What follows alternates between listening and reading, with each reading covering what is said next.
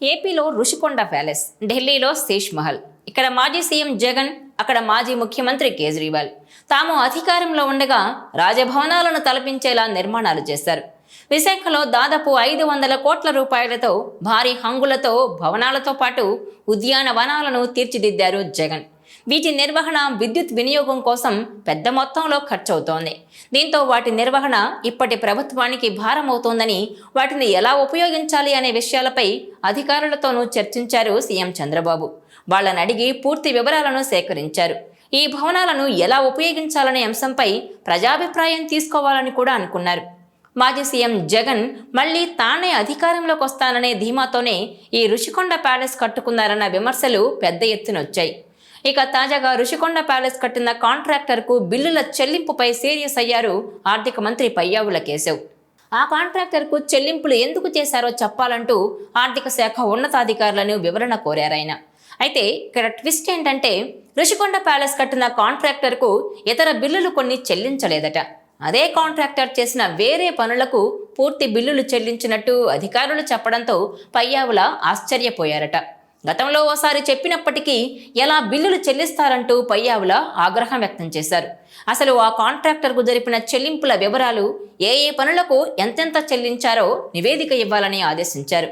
బిల్లుల చెల్లింపుల కోసం ఎవరైనా సిఫార్సు చేశారా, లేక సొంత నిర్ణయమా అంటూ అధికారులను వివరణ కోరారు మంత్రి. సీఎం లేదా తన దృష్టికి తీసుకురావాలంటూ బిల్లుల చెల్లింపులు జరిపితే పరిణామాలు ఎదుర్కోవాల్సి వస్తుందని ఆగ్రహం వ్యక్తం చేశారట ఆర్థిక మంత్రి. ఇదిలా ఉంటే పర్యాటక శాఖ ఆధ్వర్యంలో ఉన్న ఈ భవనాలను ఏం చేయాలనే దానిపై కూటమి ప్రభుత్వం ఆలోచిస్తోంది. గత వైసీపీ ప్రభుత్వ హయాంలో సుమారు 9.68 ఎకరాల విస్తీర్ణంలో ఈ నిర్మాణాలను చేపట్టారు. మొత్తం 7 ప్రధానమైన భవనాలను నిర్మించారు. విజయనగర 1, 2, 3 అనే 3 భవనాలతో పాటు కళింగ, వేంగి, గజపతి అనే ఇతర భవనాలను నిర్మాణం చేశారు. వీటి నిర్మాణానికి 500 కోట్ల రూపాయలు ఖర్చు చేశారు. అదేవిధంగా పర్యావరణ పరంగా ఉన్న ఇతర పనులకు మరో 200 కోట్ల రూపాయలు ఇవ్వాలి. మొత్తంగా దీని విలువ సుమారు 700 కోట్ల రూపాయలు ఉంటుందని చెబుతున్నారు. ఇంత భారీ మొత్తంలో వెచ్చించి నిర్మించిన విలాసవంతమైన భవనాలు ఎందుకు పనికి రాకుండా ఉన్నాయి? దీంతో వాటిని ఏం చేయాలనే అంశంపై కూటమి ప్రభుత్వం ఆలోచిస్తోంది. ఇప్పటికే దీనిపై అనేక సార్లు పరిశీలించింది. అయితే కూటమి ప్రభుత్వం ఏర్పడిన తర్వాత భవనాల నిర్వహణ కూడా పెద్ద భారంగా మారింది. అనేక బిల్లులు లక్షల్లో పెండింగ్లో ఉన్నాయి. దీంతో ఈ భవనాలను వినియోగంలోకి తీసుకురావడంతో పాటు రోడ్లను కూడా ప్రజా అవసరాల కోసం అందుబాటులోకి తీసుకురావాలని ప్రజలు కోరుకుంటున్నారు. ఇదిలా ఉంటే ఇదే తరహాలో ఢిల్లీ మాజీ సీఎం కేజ్రీవాల్ కూడా దేశ రాజధానిలో శేష్ మహల్ను పునర్నిర్మించారు. దీనికి దాదాపు 80 కోట్ల రూపాయల ప్రజాధనాన్ని దుర్వినియోగం చేశారని ఆరోపణలొచ్చాయి. అలాగే బిల్డింగ్ ఆధునికీకరణ కోసం నిబంధనలు కూడా ఉల్లంఘించారనే విమర్శలొచ్చాయి. దీంతో శేష్ మహల్ నిర్మాణంపై కేంద్రం విచారణకు ఆదేశించింది. శేష్ మహల్పై ఎన్నికల సమయంలో వచ్చిన ఆరోపణలపై సమగ్ర విచారణ జరిపి నివేదిక ఇవ్వాలని సెంట్రల్ విజిలెన్స్ కమిషన్ వివరణాత్మక దర్యాప్తుకు ఆదేశాలు జారీ చేసింది. 6 ఫ్లాగ్ స్టాప్ రోడ్లో దాదాపు 8 ఎకరాల్లోని 40,000 చదరపు గజాల విస్తీర్ణంలో ఈ బంగ్లా ఉంది. బీజేపీ నేత విజయేందర్ గుప్తా ఫిర్యాదు మేరకు అరవింద్ కేజ్రీవాల్ అధికారిక సీఎం నివాసంపై సిపిడబ్ల్యూడి వాస్తవ నివేదికను సమర్పించడంతో సివిసి విచారణకు ఆదేశాలొచ్చాయి. ఆ నివాసానికి పొరుగున ఉన్న ప్రభుత్వ ఆస్తులను అనధికారికంగా విలీనం చేయడం ద్వారా బంగ్లా విస్తరణ జరిగిందని బీజేపీ గవర్నర్కు రాసిన లేఖలో ఆరోపించింది.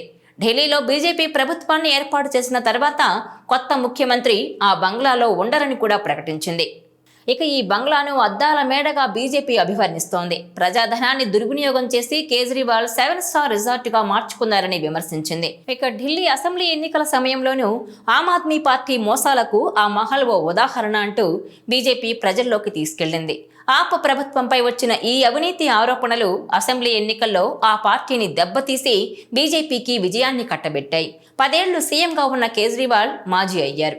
ఈ నేపథ్యంలోనే విమర్శలకు తావు లేకుండా ఆ బంగ్లాకు దూరంగా ఉండాలని బీజేపీ యోచిస్తోంది. ఇక ఇటు ఏపీలోనూ రుషికొండ ప్యాలెస్ నిర్మాణంపై పెద్ద ఎత్తున విమర్శలొచ్చాయి. మళ్లీ తానే అధికారంలోకి వస్తానని, అక్కడే నివాసం ఉండేందుకు అత్యంత లగ్జరియస్గా కోట్ల ప్రజాధనాన్ని దుర్వినియోగం చేసి ఆ రాజమహల్ను కట్టుకున్నారని విమర్శలొచ్చాయి. ఈ నేపథ్యంలోనే గత ఎన్నికల్లో జగన్, వైసీపీ ఓటమికి ఇది కూడా ఓ కారణమంటున్నారు. అలాగే అటు ఢిల్లీలోనూ శేష్ మహల్ పునర్నిర్మాణంపై పెద్ద ఎత్తున విమర్శలొచ్చాయి. సామాన్యుల కోసం పెట్టిన పార్టీ అంటూ వచ్చి ఇలా ప్రజాధనాన్ని వృధా చేశారంటూ బీజేపీ చేసిన ప్రచారమే కేజ్రీవాల్ను, ఆప్ను అధికారానికి దూరం చేసిందంటున్నారు. ఈ వీడియో మీకు నచ్చినట్లయితే please share, like and subscribe.